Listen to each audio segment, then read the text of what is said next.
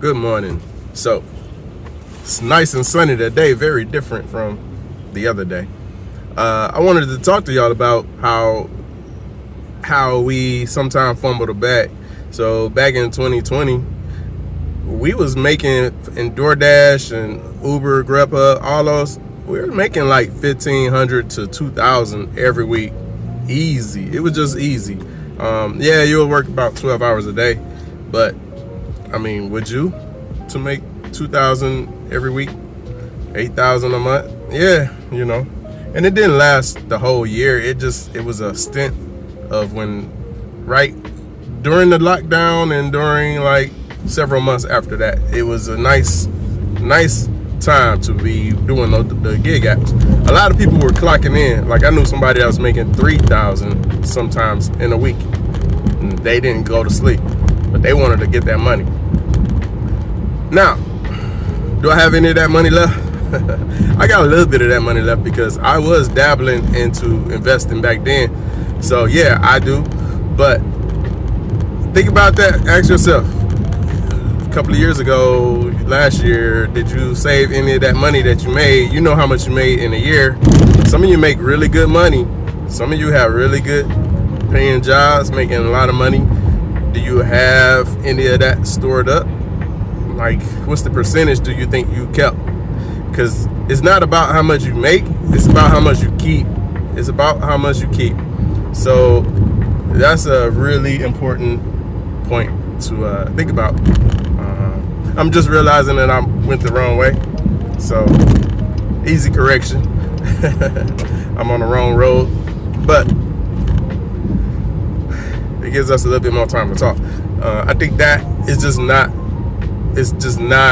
okay anymore to not think about this. It's something where you got to start thinking about a major plan on, okay, I'm gonna do this work for this company, but I'm gonna be realistic about it. I know that they're not married to me, I'm not married to them, meaning if they want to do something different, they'll let me go. So what do I need to do to make sure I am setting myself up? I'm just saying this is what we all should be saying to ourselves. How much of this money am I going to keep? And how much of this money am I going to play with? You gotta designate what your money needs to do for you, or you're not gonna know what your money is doing. You're just gonna always wonder like, wow, I don't got no more money now. Wow, where'd the money go? Or I got a week and a half before my next paycheck. That's just how a lot of people operate. They don't earmark where their money goes. Because if you earmark what this money is supposed to do, it's going to do it. So if this percentage is supposed to go to savings, you send it to savings. If this percentage pays the bills, you pay the bills with that. It'll also help you be very aware of what your money's doing now, what you're paying for now, how many streaming apps you might have, how much you spend on Starbucks, how much you spend at Chipotle, all that little stuff add up.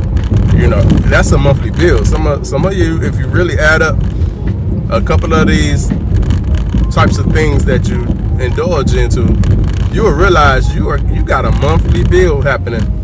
And sometimes it could be a crazy number. Sometimes you could buy a car with that money that you're spending at Starbucks every day. Like I know someone, they go to Starbucks every day, and their coffee costs between $8 and $11 based on all the pumps of this and that and that added to it.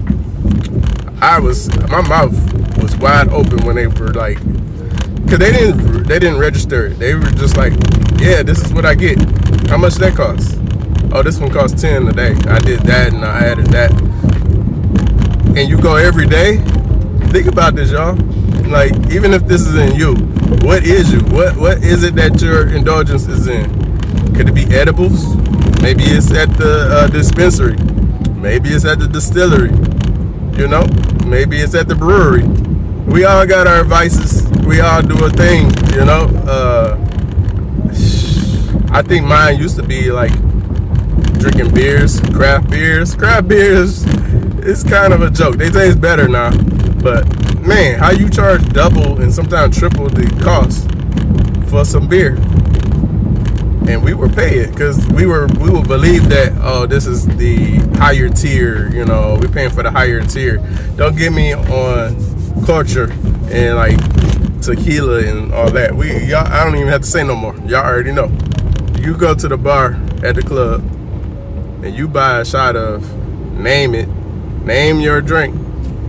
You already know how much that costs. It's crazy. It's crazy. And we would do that like we would be showing off or something. Who you showing off for? Who gonna remember that? Who cares, right? So that money could be working for you. I'm not gonna harp on it, but I just want to draw a light to it. I want to let you know that this is another little area that we can probably improve on. We worked hard last year. How much of that did you keep? How much did you keep now? How much is in your bank account?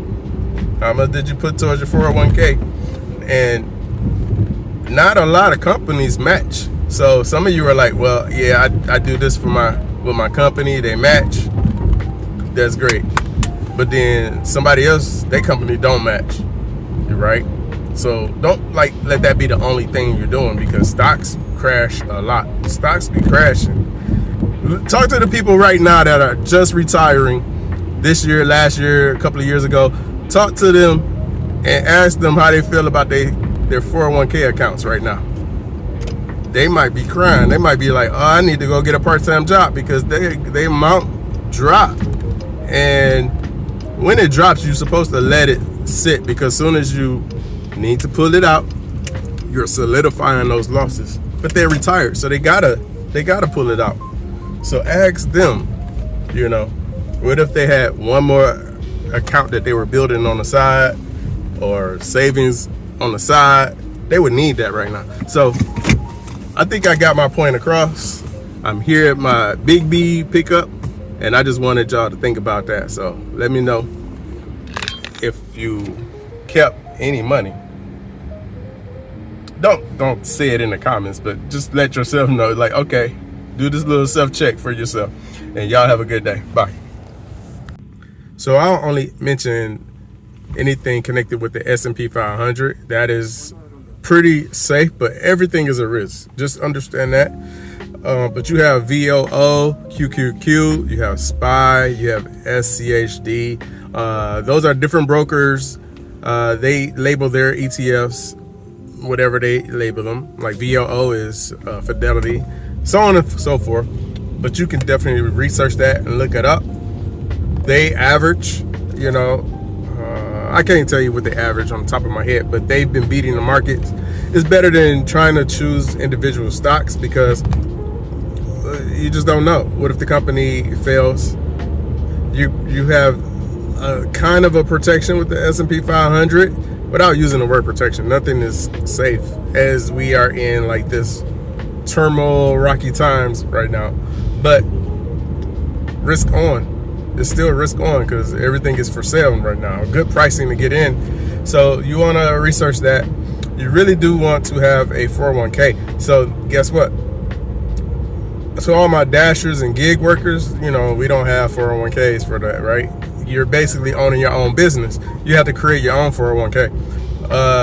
There's a product. Now, I'm not a fan of Robinhood, but they do have a product called Robinhood Gold, where they are offering a 401k and they're matching up to 3%. They're not the only company that does that, but just like I'm doing my research, you got to do your own research on that. I'm just mentioning that there are things out there that you can make it automatic, where they can take out as little as $5 out of your bank account, and you set the day, whether you want it once a week, once a month, or every day. Whatever you want to do, that's up to you and your goal. I say do reverse math, which means choose a number that you want to have after a certain amount of time, and then you got to do the math on that. You know, there's compounding calculators that you can use to do that, but I recommend that. And as far as crypto, I will only recommend, or I don't recommend anything, but I will only say Bitcoin. And I feel very good in saying XRP. So do your research. Look that stuff up, Google it, go to ChatGPT, and you can ask all the questions you would ask any person into ChatGPT, like, oh, what is this? What is that? How does that work? What do you recommend? Like, that thing is smart. It's smarter than most of the people that you're gonna walk across. That sounds bad, but it's an accumulation of knowledge, so it's supposed to be smart. So I'm gonna leave it at that. I couldn't leave this off without mentioning that it's a part of your plan. You want to try to create a strategy and automate it to where money comes out and goes to where you've already set it up to go. You can set your buys up for that and set it and forget it. Next thing you look up, you got a little something to work with down the road. So that is it for this one. I am about to head over to Target and do this do another shopping trip, and I will let y'all go. See you later. You have to look into what works well for you.